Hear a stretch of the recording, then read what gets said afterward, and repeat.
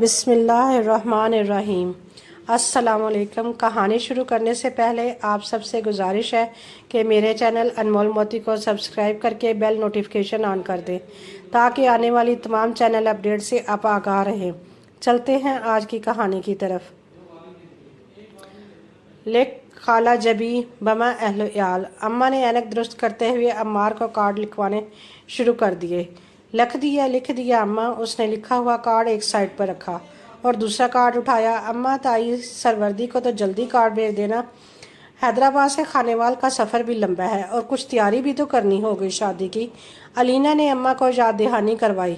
दफ़ा कर ताई सरवरी लेकर क्या आएगी? शादी में हमें ही भुगतना पड़ेगा इसे। साथ में दो चार पोता पोती को लटका लाई तो कुंडा करा देंगे। हाँ अम्मा, कहती तो तुम ठीक ही हो। पलंग पर पड़ी हुक्म चलाएंगी और पान का खर्चा अलग करवाएंगी। अरे बेटा, तुम जल्दी से बनारसी तंबाकू डलवा कर पान लाओ, मेरा सर चकरा रहा है, तबीयत बड़ी बोझल हो रही है। ग्लोरी मुंह में रखूं तो कुछ तबीयत सुथरे। पूरे 60 पान बनवा कर चली थी घर से। ट्रेन में अपना चांदी का पानदान खोला। पूरे डब्बे में पान की दिल फरेब महक सबके नाकों से टकराई और महका गई। क्या मर्द क्या औरत, सब ने ललचाई नज़रों से ऐसे देखा कि मैंने 5 पान मुंह में रखा तो चबाना मुश्किल हो गया। मैंने भी सारे पान इन नदेदों में ही बांट दिए। नज़र में आए पान खाकर मुझे अपनी तबीयत थोड़ी ख़राब करनी थी। अम्मार ने बहू ताई सरवरी के पोपले मुंह के साथ नकल उतारी तो सबकी हंसी से फ़ज़ा गूंज उठी। तुम्हारी ताई तो वैसे वो बखील हंसी है जो कभी किसी को अपना बुखार ना दे। 60 पान तूने उससे अपनी ज़िंदगी में भी न खाए होंगे। एक पान को चुटकी चुटकी खाते हफ्ता निकाल देती है। अम्मा ने ताई सरवरी के मज़ीद गुनगुनवाए तो सब ने उनकी तायद में अपनी मोटी गर्दनें पूरे ज़ोर से हिलाईं। चल अब मामू अशरफ को भी कार्ड लिख।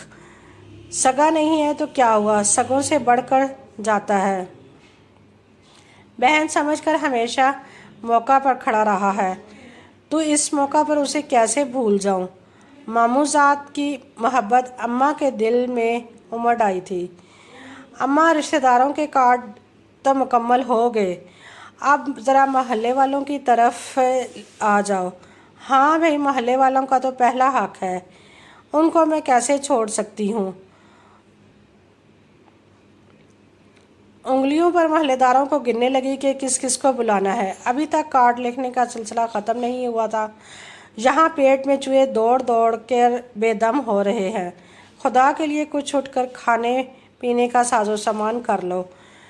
काशी अम्मा के पास दम से गिरा तो वो स्प्रिंग वाले सोफ़े की वजह से उछल पड़ी और घूरते हुए कहने लगी, एक दिन पेट पूजा न की तो कुछ नहीं होगा। अगर फिर भी इतनी ही भूख सता रही है तो जाकर बेकरी वाले से 2 करीम वाले रोल पकड़ लाओ और दूध के साथ खा लो। उन्होंने अपने से पास से उठाकर उसे बाहर की तरफ धकेला और फिर कार्ड्स की तरफ मतवज्जो हो गई। अम्मा ज़रा जल्दी कर लो, ईमान से मेरे तो कमर भी तख्ता हो गई है, लेकिन अब तो उंगलियां दुखने लगी हैं। इतनी देर तो मैंने कभी इम्तहानी कमरे में बैठ के नहीं लिखा।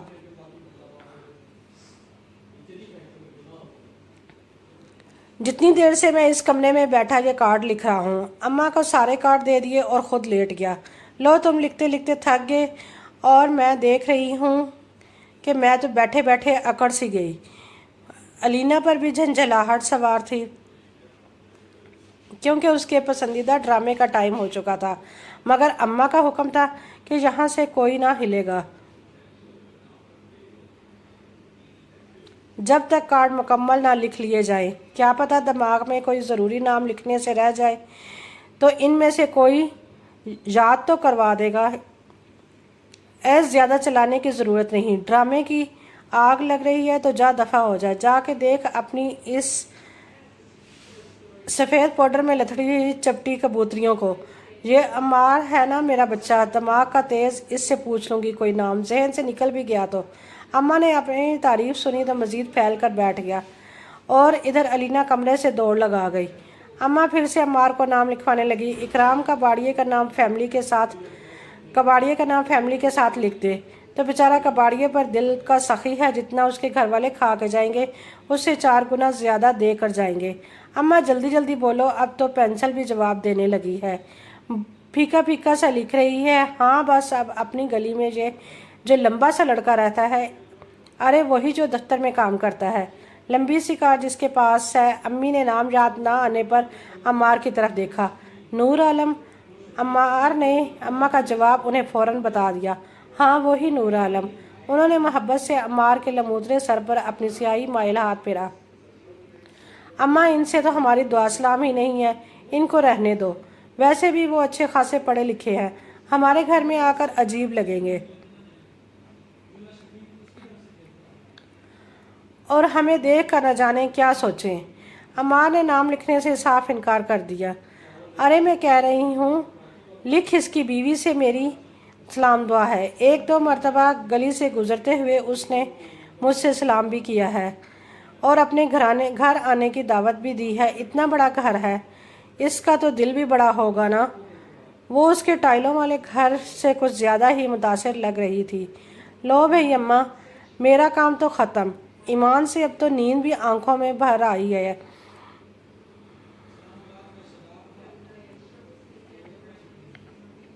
उसने बड़ी सी जमाई ली, मगर अगले ही पल अम्मा ने सोफ़ा छोड़ा और अपने भारी भर कम वजूद को संभालती बाहर तख्त की तरफ भागी, जहां मुनव्वर हुसैन सर झुकाए शिकस्त खुर्दा से बैठे थे। क्या हुआ मुनव्वर हुसैन, ठीक तो हो? मगर इधर खामोशी थी।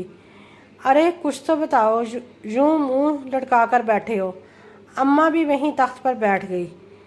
अलीना भी अधूरा ड्रामा छोड़कर मुनव्वर हुसैन के कदमों में आकर बैठ गई और मुनव्वर हुसैन अलीना के सर पर हाथ रखकर बोले, मुझे माफ़ कर देना मेरी बेटी, तुझे अब चंद जोड़ों और मामूली जहेज से इस घर से जाना होगा। क्या बके जा रहे हो? मुझे सीधी बात बताओ। अम्मा ने उनके नातवा कंधों पर हाथ मारा तो उनकी हड्डियों के चटकने की आवाज़ साफ वाज़ेह सुनाई दी।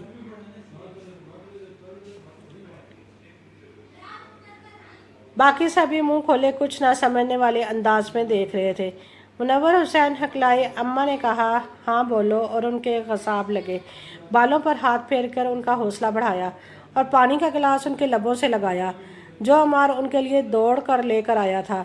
पानी पीकर कुछ हालत तो बेहतर हुई थी, मगर आवाज़ अभी भी कांप रही थी।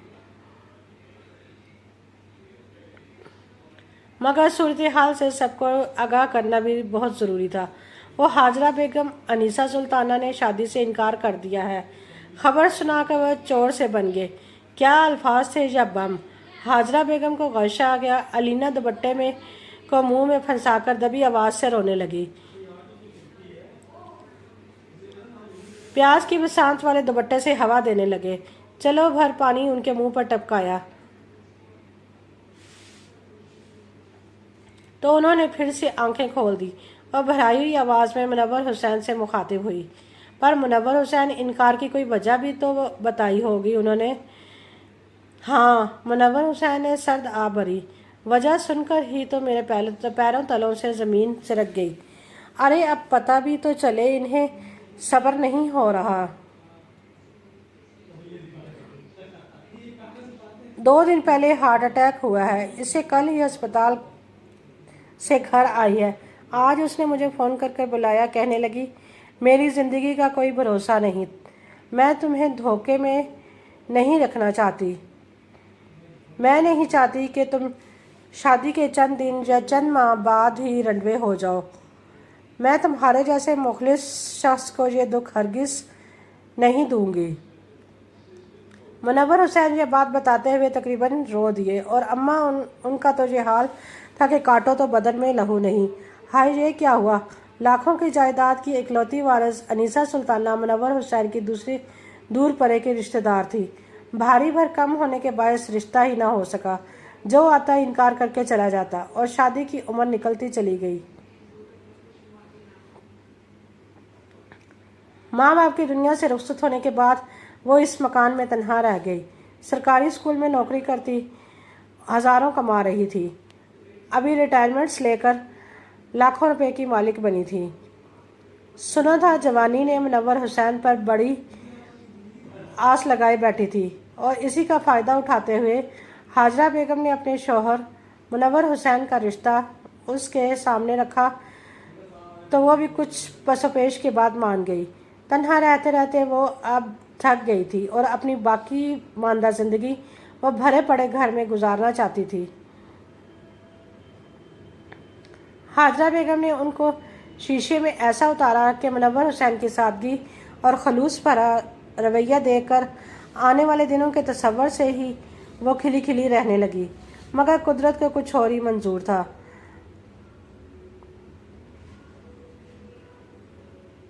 हाजरा बेगम का ये ख्वाब के 2 कमरों के घर से अनीसा के बड़े से पुख्ता और खूबसूरत मकान में शिफ्ट हो जाएंगी। बेटी खूबसूरत जहेज लेकर रुखसत होगी और अनीसा की सारी कमाई मेरे बेटों के काम आएगी। उनके तो दिन ही फिर जाएंगे। बड़ी दूर की सोच थी। उन्होंने अपने शौहर में बंटवारा भी इसी बुनियाद पर बर्दाश्त करने की ठान ली थी। ये कड़वी गोली निगलने का फैसला अपने बच्चों के ख्वाब पूरे करने के लिए था। मगर सारे ख्वाब चकनाचूर हो गए।